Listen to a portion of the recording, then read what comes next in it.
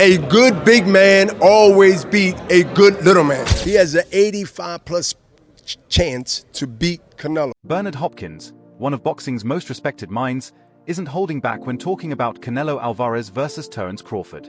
The veteran who's seen it all is warning that Canelo might be walking straight into Crawford's trap. Hopkins broke down the fight with sharp insight, explaining the real dangers Canelo faces and why fans might be shocked by how it unfolds. Known for his deep fight IQ, Hopkins didn't just say Crawford has a chance, he gave him an 85% shot at winning. That wasn't random talk. It came from someone who knows every angle of the ring. Hopkins believes Crawford doesn't need to prove he can take Canelo's power. That would only play to Canelo's strengths. Instead, he says Crawford must walk in focus from the first bell, showing he's the sharper boxer and making it clear that Canelo's time has passed. He has a legitimate chance. Over 60% for his mind. If you say, Bernard, give me a number. Give me a number. He has an 85+ chance to beat Canelo. Why? Why? Because he's not going in there, from my understanding and what I see, and having a conversation with him years ago about what he wanted to accomplish, and now that he's here, that now he's not going in there to prove something, which will fall into Canelo's hand. He would love for him to prove something. That means you will stay there and try to prove something. But to go in there and to let him know, establish that from the first round, that I belong, without showing that I am tough. I earned my position to be here. And I want to show you, even though you're being stubborn, that your time not only have came, but it's gone. This fight, Hopkins says, is about mental control, not just toughness. To understand how bold that prediction is, remember what Hopkins said a few months earlier. Sugar Ray Robinson wanted to make history by going from 60 to 75. And he lost the fight because he couldn't come out for the 15th or the 14th or whatever round it was after the 10th, 11th, and 12th round. That's the only reason Sugar Ray Robinson lost that fight. A good big man always beat a good little man. I like the good big man.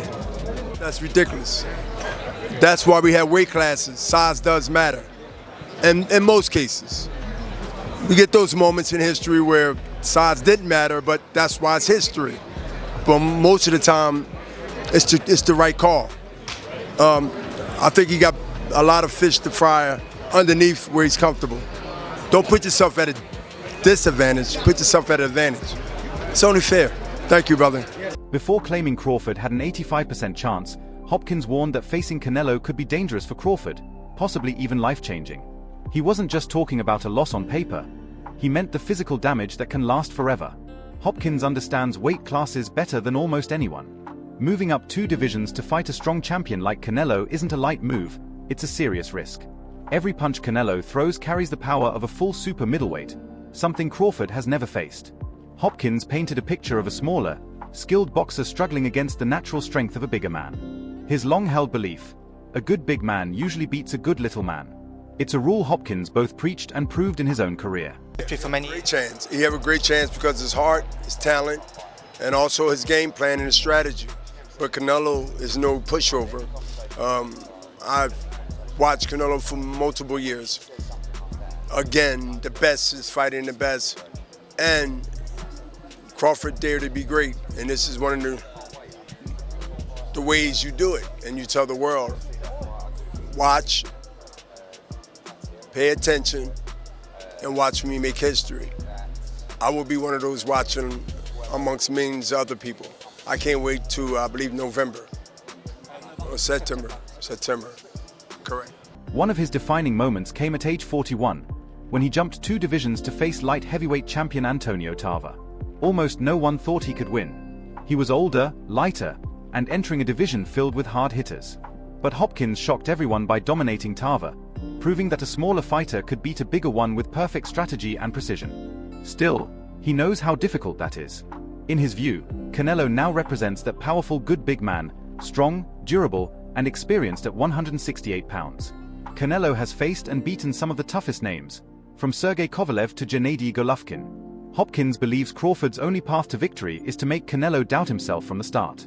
He has to control the fight, not run from it, using his speed, footwork, and timing to make Canelo look flat-footed. Each miss and counter lands another mental blow. Hopkins says if Crawford wins the psychological battle early, Canelo's size advantage fades. The bigger man starts second-guessing himself, forced to fight Crawford's fight. But as the bout nears, critics have become louder after Crawford's last performance. When he moved up to 154 to face Israel Madrimov, many expected another easy win like his victory over Errol Spence Jr. Instead, it turned into a gritty 12-round battle. Crawford still won clearly but didn't deliver a knockout, and suddenly people began doubting him. They asked, if he couldn't dominate a smaller man, how could he handle Canelo? Hopkins sees that differently. He believes that fight was the perfect setup.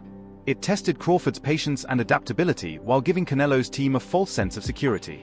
They saw a man who could be hit and slowed down, and that might be the trap itself.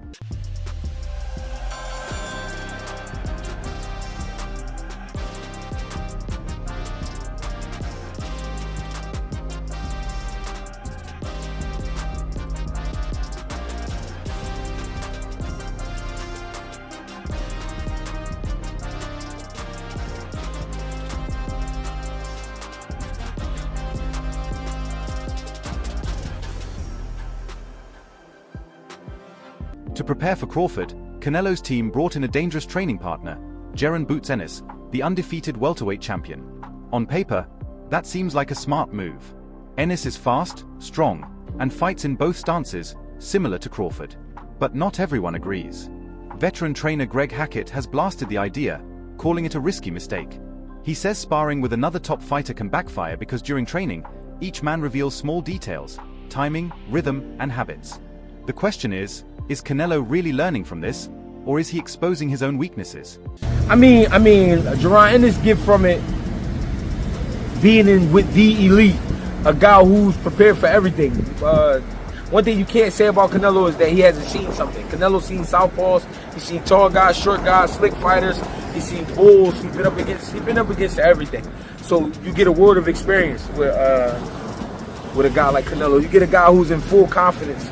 The reason I say I wouldn't do it is because I wouldn't spar you and then here go a year later they fighting. Nah, I mean, doesn't for as much as it does for Canelo, it does for Boots though, right? If that were to be the case.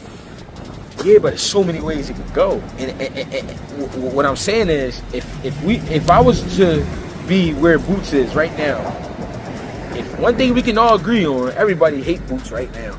They mad at Boots, right? So wouldn't it be crazy if Canelo fought Bud and then fought Boots the next year? Wouldn't that be wild? That would be wild. I don't want you to know nothing. Like, I wouldn't want you to feel nothing that I bring to the table. Nothing. Even if it is from a sparring standpoint. And it is different, but it's still the same. It's still different. It's still dangerous. You still got to get it in. And I still got to... Some part of you is going to be exposed in the sparring session. I mean, whether it's good or bad. That's the thing. It could be all good, but it's still exposed. I still know. I understand. I see it now. In boxing, elite fighters rarely spar with potential opponents before facing them in the ring. That's what makes this choice unusual and adds another twist to the story. Hopkins' theories add even more intrigue, especially when considering another major name in the mix. They were saying that Boots Ennis sold out. He sold out his black race because he's sparring with Canelo for Crawford. The inconsistency is just incredible. Boots Ennis isn't the first black sparring partner Canelo ever had. No one said anything. Right now, Bud Crawford is Malcolm X. What happens is when you are a fanboy, it's like this guy is going to be black culture personified. It happened with Wilder, happened with Devin Haney, all right? When Canelo had other sparring partners, black sparring, no problem. They were fine with the race. Boots turns his back on the black race. It's funny because Crawford ain't even saying that shit. Crawford like, that's good work. Crawford is sparring with Lester Martinez, all kind of Mexican sparring partners, as he should. I haven't heard one person say that any of the Mexican sparring partners were turning their back on the Mexican race. David Benavidez, known as a relentless Mexican monster, has long been seen as Canelo's toughest challenge at 168. Fans have been demanding that showdown for years, but it's never happened. Hopkins believes this Crawford fight could actually be a distraction, a clever move to avoid Benavidez. Taking on a smaller fighter like Crawford could be a calculated business decision. High reward, lower risk. It's a fight that would generate massive money and headlines without the danger of facing the young powerhouse. If that's true, then Canelo might be walking straight into the trap Crawford and his team have built. What fights? For Crawford, Canelo, back to Canelo, would you rather see him fight a Terence Crawford or Benavidez? We were talking about who? Well, you know, the casual fan, they don't care about weight classes. They just know the names, Crawford, Canelo. They want to see it. Crawford cares about his life. And with that fight, what do that fight do for Canelo? Fighting Crawford and Crawford beats Canelo. What do that do for Canelo? I just think that there are so many other fights to make that's realistic and makes sense and less life risking on top of the risk that we risk stepping in there with guys our weight. And now you want me to do something. Canelo's not coming down to 60. No. Hopkins isn't contradicting himself. He's describing two battles happening at once. On one side, it's a dangerous physical challenge for Crawford. The odds, history, and physics all favor the bigger man. On the other, there's a mental game, a trap built on timing, control, and self-belief. Hopkins says Crawford's real chance lies there, not in brute strength but in making Canelo's power meaningless. Two paths exist. One where the old boxing rule proves right, and another where strategy wins the night. When the bell rings, we'll find out which one unfolds. Is Canelo walking into the smartest trap of this era, or will he prove some mountains can't be climbed? The outcome will shape both men's legacies. That's it for today's video. If you enjoyed it, hit the like button, subscribe, and turn on the bell to stay updated. Share your thoughts in the comments, and we'll see you in the next one.